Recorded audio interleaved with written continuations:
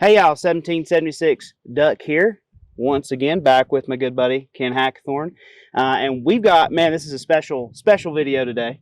I'm really excited about this. I do want to warn you, we are close to a pretty big highway, so if you hear some motoring, sorry. It is what it is. Yeah. It's not really a big highway, but it's the only real highway. Yeah, we're out in North Idaho. This is northern Idaho? Technically, it's like probably north central. We're just due south of Missoula, Montana. There's a little town called Salmon. And I don't live in Salmon. I'm about 20 miles away from Salmon. But everything, mileage out here is relative. Oh, man. You weren't kidding. Yeah. And so, but we're out here. Yesterday, we did some shooting. Today, after we film, I'm wanting to do some more shooting. But we had a great 1911 day yesterday. We shot the Half Cup. We shot the Bakersville PD Qual. We shot the Mexican Defense Standard, El Prez, and then just some other odds and ends there. So I actually shot mostly your guns. I brought some guns. I ended up not shooting them too much because it's one of those things where you've got some stuff that I've never got to shot and never got to shoot, excuse me. And so I want to start us off, and I actually want to start off with the gun you were shooting mostly yesterday, which is, I saw this gun the first time in a video you did with Bill Wilson in like the 90s, but it looked a little different. Yeah, this is a Wilson CQB. I got it in early 90s. Gun has been rebuilt twice. I used to keep a kind of track of rounds, and then I quit. It's got to have at least 75,000 rounds through this gun. And it's got ivory. When I got the gun, I put ivory on it. And as you can see, after 35, 40 years, they've aged a bit. It kind of taken a yellow. You see a little bark, they call on them. I always tell people say, well, do you carry your gun with ivory? And they go, oh yeah, I do. Well, if you can always tell if they do or don't. If the gun that's close to your body, this side in this case is still polished and nice and shiny because your garment's kind of big. The other side that's on the outside of you that bumps into chairs and seat belt buckles and all that shit, you notice it's still ivory, but it's much duller. If you look at it, it's actually kind of scarred up. Yeah, I see that. But this gun is a cool old gun. It was pretty early CQB. Originally, I think it had a night sight on it. Later, I've become a huge fan. Actually, way back when, I was one of the first guys to become a fan of the gold bead, particularly a McGivern style gold bead. It's still my favorite, U-notch rear. And people say, well, I don't like it. Well, that's cool. I do. That's what I like. The gun has a short trigger. Everybody goes, what's with the short trigger? Well, in the wintertime when you're wearing gloves, I always tell people with a 1911, remember, everybody can shoot a short trigger. Not everybody can shoot a long trigger. Right. But with gloves on, you need the space to get your finger in there. If there's one drawback to the 1911, the original with a long trigger, really, if you got gloves on, it's hard to use. Get in there. So anyway, this gun has been, it's been shot a lot. And each time I went back for rebuild, they had to replace parts on it. Stuff had fractured or they'd be like, this part's pretty heavily worn. So I'm a Wilson Combat fanboy. I always have been, I still am. And this is a classic example of a gun. It's not quite as tight as it used to be after 75,000 rounds. I think I can give it a break. Yeah, but it shoots much better than I can. Still got a great trigger. Sure. Been updated with some of the bulletproof parts along the way, which were not around then. I think this era of frame and slide, Bill had at one time, Kimber made his slides and frames. There was a time that he bought them from Smith & Wesson. And then eventually he went to, I'm going to make my own stuff. So this, I think, is probably a Kimber component slide frame that was made for Wilson back in the day. Well, and I think it's important with that note, actually, to talk about Wilson Combat essentially starting the semi-custom world. And by semi-custom, I mean just not a one-man shop. We're kind of producing our own frames and slides, or outsourcing. And we're building the guns in the way that a custom shop builds them, but on a little bit more production kind of based standard. And candidly, and I tell people, remember, all these companies are not in business to make guns. They're in the business to make money. Right. If they don't make money, they're not in business very long.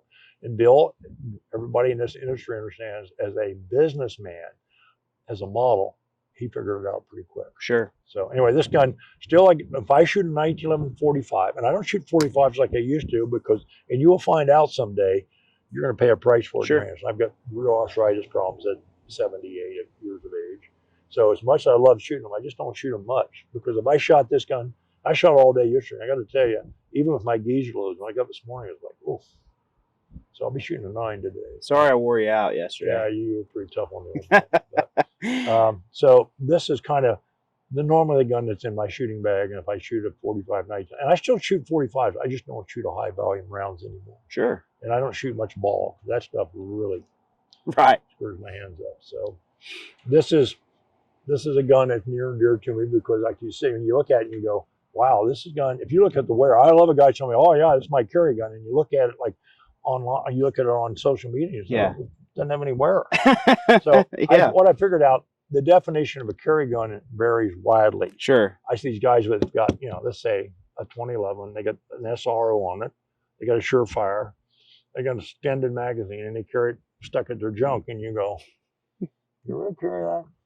And what they say, yeah, I mean, they carry it from the house to the range or whatever. A gunman, a real gunman, when they get up in the morning, they put a gun on. When they go to bed at night, they take it off. That's a guy that's a gunman. And that's a real guy that carries a gun. And the gun's going to show it. So when you see a gun that looks like it's brand new and the guy says, oh, this is my carry gun, maybe. Now, like I say, cool gun. And it's, again, you get attached to some guns. Sure. I tell people, you pick up a 1911 or any firearm, some of them speak to you. When you pick it up, you go, yeah. It's 1911s in general speak to me. There's a lot of emotional attachment. Yeah. But they don't all feel the same, and they don't all speak to you.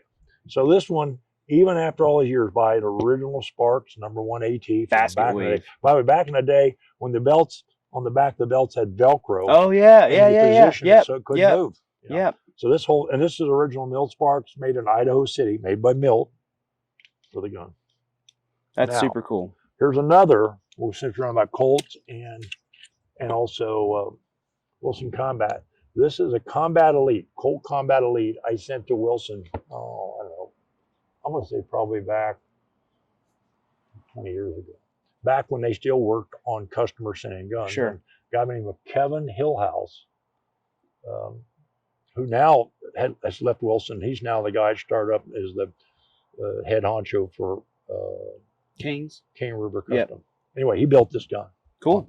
And you can kind of see the package. I mean, you and I both really like the two-tone look. I love it. To me, I'm still fond of it. And he did a magnificent job. It's got original sandbar stag grips, which, by the way, I got at Colt years ago. And he did the gun up. It's a spectacular shooter. And if you look at it, it's been carried, and I use it and shoot it. It is a neat fucking gun, man. and it's a tack driver, great trigger. I mean, it is a spectacular pistol. Yeah, the two-tone look is really, I mean, that's just, it's kind of become what I like in a custom 1911. I mean, I don't think all of my guns need to be two-tone, but I really like a two-tone gun. And this kind of goes to you and I talking about, we can have all these nice semi-custom and custom guns, but there is something about having the pony on your gun.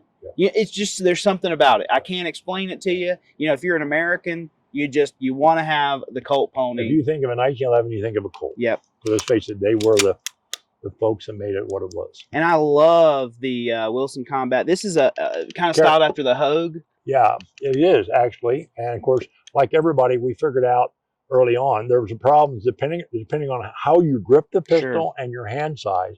Some people don't get the grip safety depressed. So along the way, the first guy to make that change, by the way, was Ed Brown. And I mentioned to him, I said, why don't, he said he'd made so many of those Ed Brown beaver tail grip safeties that he'd worn the mold out. He said, I'm going to make another. And I said, well, why don't you take the old one and have it made up so you got a bump on the bottom? Yeah. Because prior to that, a lot of guys we'd have somebody weld up a lump for that. And I said, why don't you do that? And I said, and offered as, and he upmarketed and put some little lines kind of machined into it or molded into it. Which are still there. It the memory groove. Yeah, they're still there today. Yeah. And he started selling them. And of course, they were instant hit. And by the way, everybody pretty much went to what we call the bump grip safety to make sure it's depressed. So Well, that's Anyway, great a gun. really cool gun. Yeah, and it's again, it's truly. I mean, in many ways, I sent the gun to them, and then this was a true custom gun that Sure. they did the work modifications that I wanted. As I've told you, I used to have a real nice collection of custom 1911, what we call combat pattern guns, and I've sold most of them. They're gone. Sure. I'm over 50. Well, I mean, yeah, there's one right there. Yeah.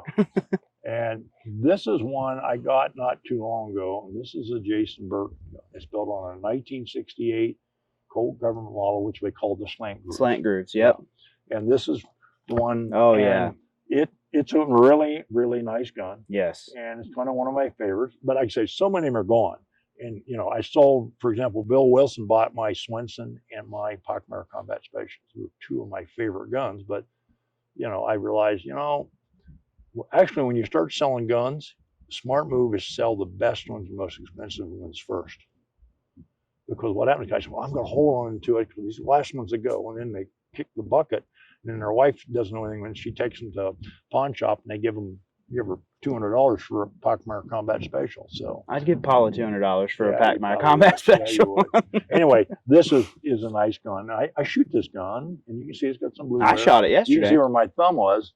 Or my high thumb, and I ride a high thumb. Sure. And I tell people, if you ride a high thumb, you don't always, depending on your hand size, get this depressed. Yep. But now if you ride off and go down, your thumb comes down like this, then you will depress. Of course. I run a high thumb. Me too. A lot of people run a low thumb over thumb grip. Sure. And when you do a thumb over thumb, it's hard to get real good purchase here. Yep. So yep. Anyway. And I had him do this. I wanted kind of a traditional gun. It's the John Harrison retro sight. Best sight. One of the best sights Obviously, ever. a gold bead, McGivern style gold bead. I'm a sucker for square and checker trigger. Me too. And obviously, you know, I think it's 25 LPI. He does a real unique lanyard mod. Oh, I love that. You saw that and dug that right away. Yep. I loved it. And of course, it's got a national match barrel in it and bushing and what Jason does, a lot like a number of guys, is because Colt's slide frame fits are always pretty generous. They weld up the rails front and rear, so they're oversized, and then remachine them to match perfectly so you get your slide frame fits good. I mean, this is a very, very nice, accurate pistol. And again, like you, I love the Commander hammer. Ring hammers are awesome. Yeah. Well, and there's so many cool little touches that Jason does on pistols that you really have to kind of be have a little bit of sickness to quite enjoy. Like, I really appreciate the blued rounds on the hammer with the polished flats. Yeah. That's a really old school Colt thing, actually. I mean, even that goes back at the police positives. Remember when they niter blued those and they would polish off the sides. Yeah. So, you know, the lanyard loop, and I shot that gun yesterday. Fantastic. Jason builds a wonderful pistol. Wonderful pistol. And not inexpensive. No. Well, I mean, no, but he's that's not. what if you want a really superb craftsman to lay hands on your gun, and when he's done, I mean, you're going to have a real superior gun. You know? More gun than you probably know what to do probably with. Know what to do with. A number of years ago, Bill and he was out here visiting, and we were talking about it. I said, well, you ought to do a Swinson tribute gun. And the problem is that he said, you know, we don't have time to do that. And that was kind of during a few years ago when the gun market was crazy, you know, the 21 times. Right. During the scam, yeah, of course. Crazy. Of course. Anyway, so I just thought it would be really neat to have a Swenson style gun. And so I went to them and said, hey, I want you to make me this gun. And they did. They built this gun for me. And I'd kind of had given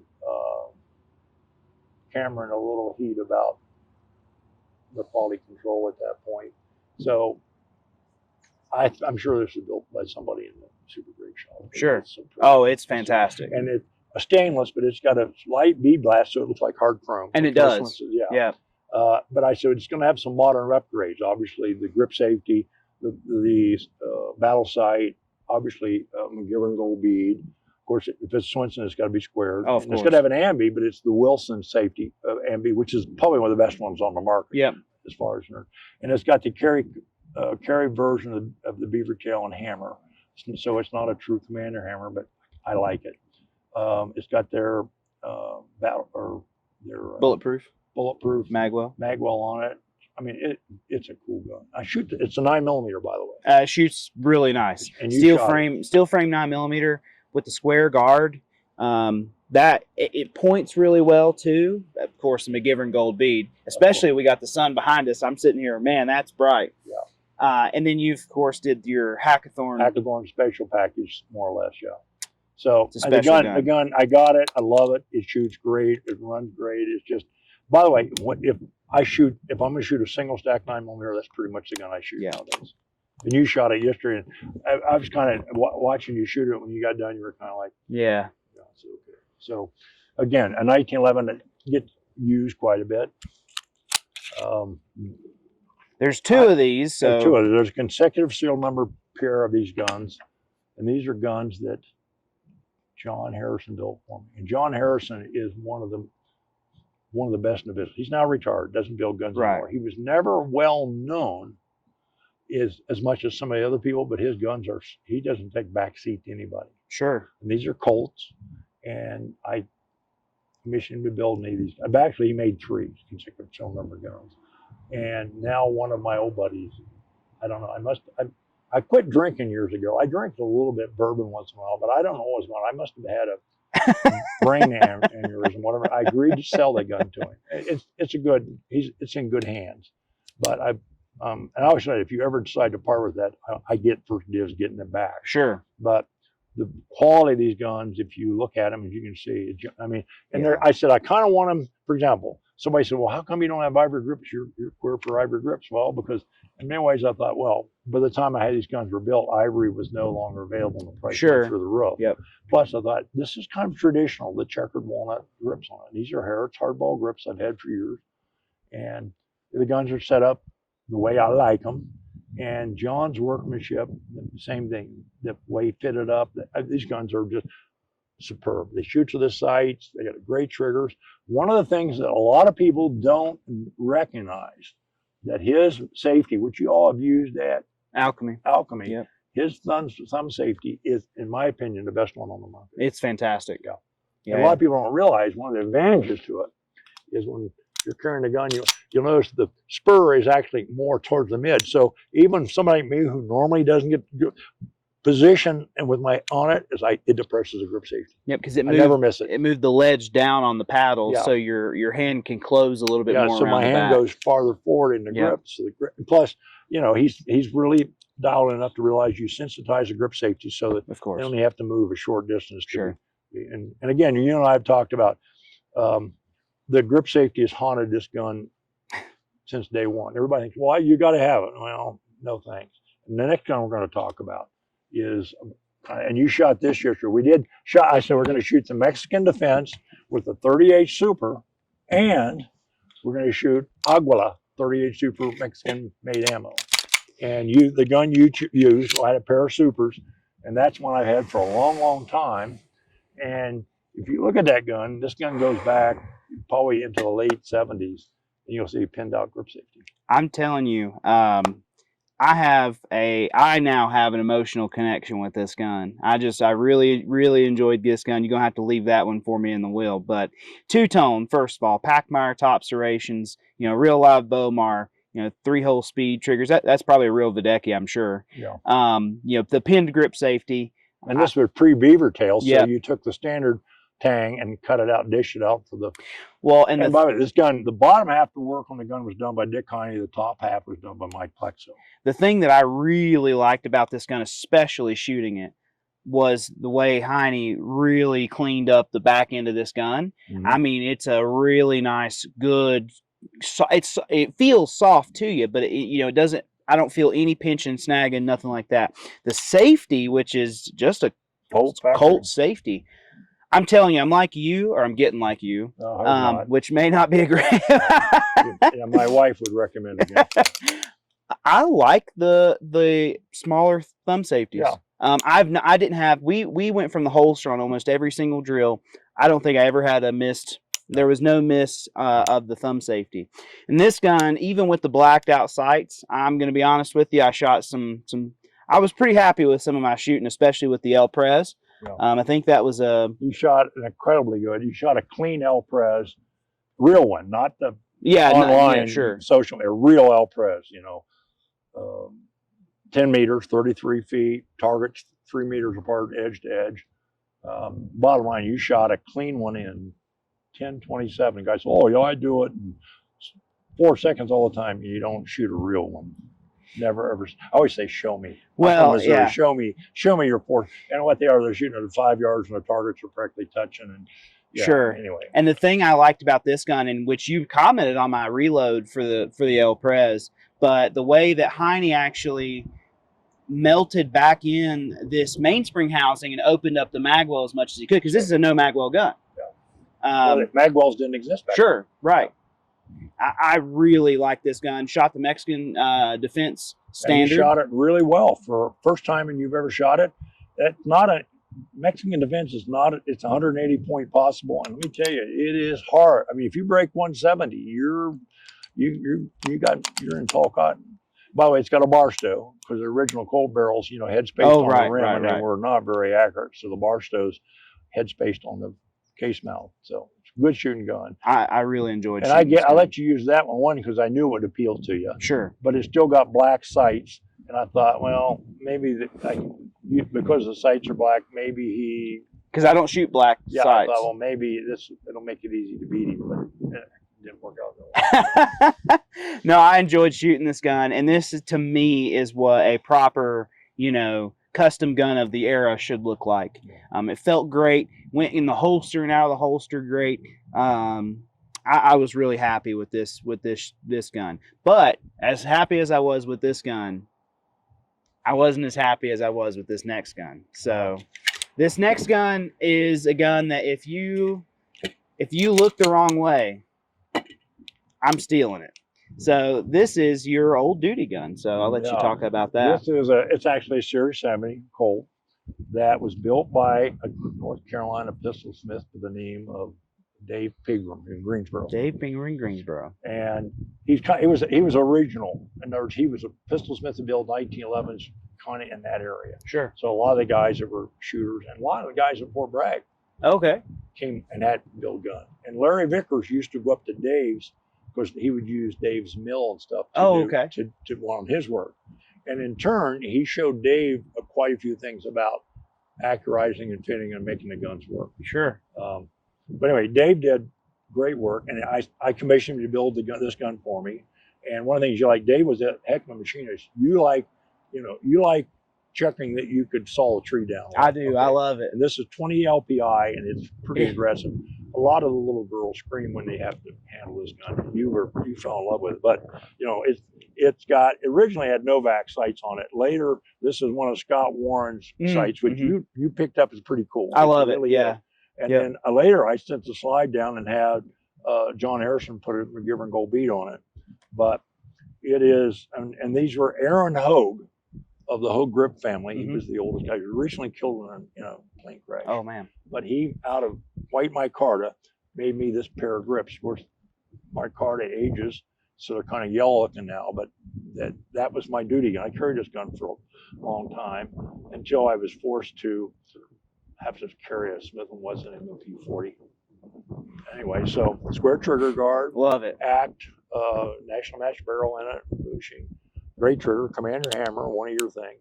And believe it or not, the thumb safety is off of a Springfield Armory. That actually sticks out farther than the Colt one does. Oh, yeah, yes. And people say, why that? Well, back in the day when you carried your gun in a duty holster, they all had a thumb brake strap. That was kind of mandated. Well, you can imagine the snap set right here. So when you sit down in the car, for example, and back against the seat back, it pushed the gun forward in the holster and pushed the safety off. So, but if you kept this one, it wouldn't do it. If you had a big paddle safety, it would. Sure. So the standard thumb safety, and by the way, I started off with using basically stock GI thumb. I never had problems with, and then of course you start using the speed safety extended ones, you get spoiled. Just like we're talking about shooting a comp gun. Yeah. Pretty soon, if you go back to shooting a regular gun, it's like, oh man. So, but the truth of the matter, it worked fine. Like I said, gun was just it. You shot it. It was kind of funny, we were shooting and we'd shot a number of rounds and you had a failure feed. And I was like, oh shit, that noise worked. It dawned on me. This gun's been in my gun safe for probably the last 5 years. Yeah, you had Probably dry as a bone. It was. So I lubed it up, and after that, it never missed a beat. Nope. And by the way, at the time, this was the first of the polymer finishes. This is the Birdsong Black Tea. I love it. That started the whole, polymer finish. And you can look at the blue wear, and you see this. It's been carried and shot a little bit, but I saw you really got, shall we say, smitten by that gun. Oh, I'm really into it. To me, it's almost the perfect fighting 1911. And it's Pockmeyer type serrations. Which I'm a sucker for. I'm real queer for them. I mean, really though, this hits on a lot of what I like: square trigger guard, 20 LPI, the gold bead front, ring hammer, small thumb safety, and I'm really, really hot for this gun. And there is a little bit, especially in the South, right? So in the South, anything that's a part of your state, you're kind of drawn to, and this being a North Carolina gun too, really sends it over the edge for me. But yeah, and you shot it very well. I'm obsessed with this gun. I really do. Really like it. Yeah. That is what my favorite. This was my favorite gun that we shot yesterday. But I'll tell you, this Super, man, I definitely was. I was slinging them with that Super. I was really happy with that. Yeah. How that Super was shooting. Now I'll tell you, I've shot 45 pistols since I was a teenager. Yeah. And one of the things about when you're doing governmental training, it's something called OPA, other people's ammo. I love shooting other people's ammo. Oh. And I went out to the range literally after the class was done, and said, I'm going to shoot a little bit after the class. And you need some ammo? Yeah, I'll take a box, which meant it was a 50 caliber can, 1,000, and shoot it. Shoot it up in a couple of hours. So, and I paid a price for that in a sense, hand-wise. So now I went over. I told you this is a 9mm. The gun I've got from you all, absolutely. This pistol, with Bob or Shalin did. Yeah. This is a 9mm, and actually it's a fixed-sighted, but it's a square checkered dart. And honestly, Rob fits this gun up. This is a sweetheart. Yep. So I don't shoot it a lot because I'm almost like, man, I just don't want to get this gun all scarred up. But I do shoot it, and I shoot it really well. It's an incredibly accurate, reliable gun. You always shoot every gun and go, what if? When I bought this gun, I didn't know, which I think is this gun predates your employment. Serial number 625. By almost a year. Yeah. Yep. If I had a choice, I would have got a Commander hammer. Of course you would. But this is okay. I mean, I wouldn't change it now. It's got a great trigger. It's fine by me. But choice-wise, if I'd known it, I actually, when this gun was built, they weren't available. Right. Okay.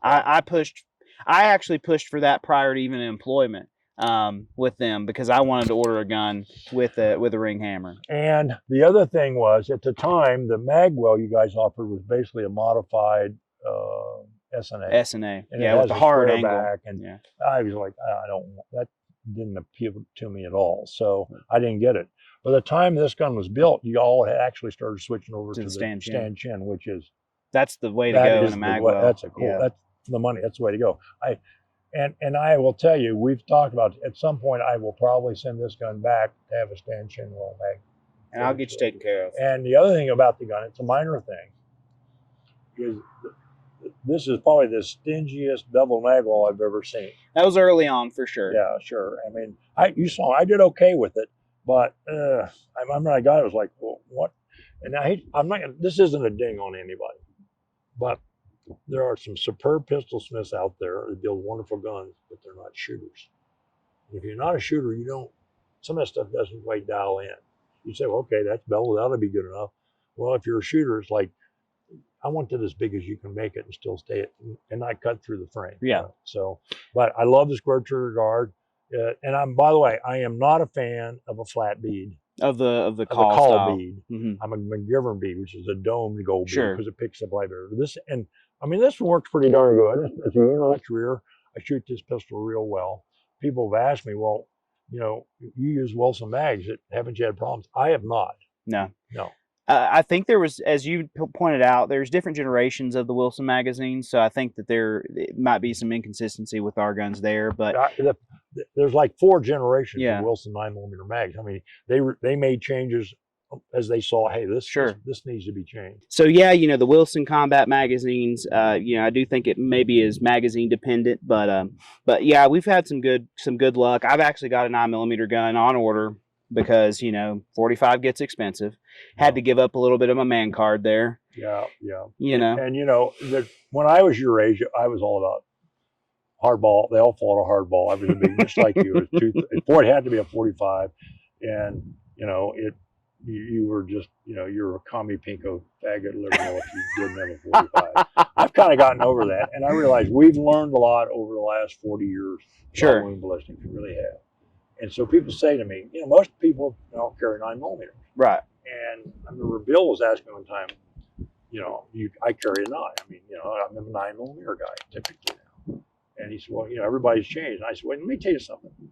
In my heart, and even in my brain, I still think 45 is a better cartridge. The problem is, I don't know how much better. There's no, it could be, you know, somebody, well, it's 40% better. It could be only 4% better. I don't know. Yeah. But I still think it's a better round. Sure. Self-defense wise. But with the modern advancements in ammunition, particularly bullet performance, the 9mm probably is, and remember, it's always number one. Nobody wants to hear this, but bullet placement, shot placement, number one. Yeah. Everything. Absolutely. Second is bullet performance. We'll say caliber and bullet performance. So I don't think that there's a huge difference. If you told me, you know, I live in an area where there's hardly any crime. The only problem out here are critters. I mean, sure. Yeah. like this time of year, when the apricots hit the ground or the apples fall out of the tree, you got bear problems. You know? You're so right, walk right. around with some, you know, and they like to go down the river and fish once in a while. So anyway, bottom line is, it doesn't matter what I carry, and I've figured out a long time ago. It's not what you shoot; it's where you shoot them. Absolutely. So same deal. You have these people, and we've chatted about people say, "Well, I want high cap," and I tell them, capacity in a gun is actually an emotional issue. If I took this pistol and said, "Okay, I've got one of these guns that only holds 5 rounds. I got another one that holds 10, and another one that holds 15.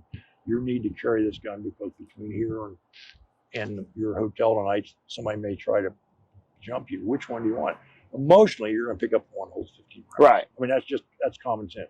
Does it mean you actually need 15? I tell people, high cap guns only have one advantage in the real world. That is if you miss a lot. Sure. People like you and I call 1%ers. We're people that shoot and practice and want to build skill level and maintain it. If you look at the real world statistics, people that, by the way, they don't even have to be really good shooters, just halfway competent, they don't shoot many shots. Right. Yeah. I mean, if you hit, I tell people, hit what you're aiming at, you know, generally you don't need, you know, high cap. You don't need a 2011. Hey, if you want one, great, get one. I get it. But when people say, well, you carrying a single stack 45, that's not enough bullets. They go, you know, I don't plan on missing a whole lot. Well, in a 45 too, you can hit them in the pinky and they're out. Oh, I tell they're people, done. Well, I remember that people, you shoot them in the little finger and their head explodes, the brain explodes. You know, Yeah. well, not really. But these are, I loved them. I say, you know, a few years ago, this table would have been covered with various custom guns. Right. But you realize you don't own any of these things. You're just renting them for a while. You know, for example, I'm fairly confident that this gun, when it finds a next home, will probably be somewhere in North Carolina. Well, I'm confident I'll give it a good home. Yeah. Anyway, the bottom line is, you know, Eli wanted to make sure that we talked about and showed you all some of these guns, and you know, I hope you enjoyed it. Yeah, not many videos you get to see guns from all ages of custom guns, from all makers, everything from Wilson, Alchemy, Jason, Harrison, you know, little known Smiths, which is funny enough is one of my favorite guns here, and then you know, kind of a gun that you've thrown together. First of all, I do want to quickly say the markings on the slides of these pre-70s slide. Yeah. Holy crap, they were. Yeah, they X-ringed it. Yeah. Yeah, absolutely. So anyways, hey, listen, thanks for joining us again. We got way more stuff coming, so keep cocked and locked. We'll catch you next time. Hey, we'll put these away, and I'll Sure. get out another batch of guns.